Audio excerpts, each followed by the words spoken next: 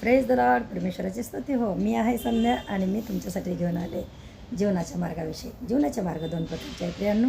परमेश्वराच्या वचनात लिहिलं आहे की एक आहे अरुंद मार्ग, एक आहे अरुंद. समजलं ना?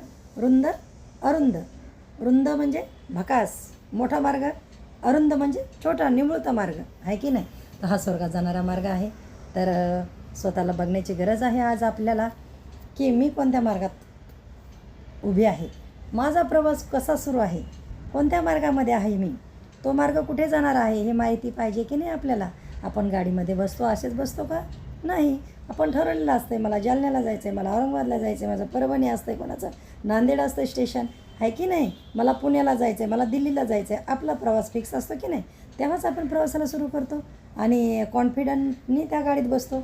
असं नाही की कुठं चालली काय माहिती, मला माहितीच नाही गाडी कुठं चालली आता, असं करतो का आपण? नाही. आपल्याला माहीत पाहिजे की आपण चालत असलेला मार्ग कुठला आहे.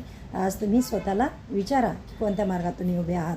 एक आहे दुनियाचा मार्ग, जिथे पोटभरून टी व्ही बघा, पोटभरून पिक्चर बघा, एन्जॉय करा, फिरायला जा, रविवारी उशिरापर्यंत झोपा, मटण आणून एन्जॉय करा, मटण मच्छी खाऊन आहे की नाही.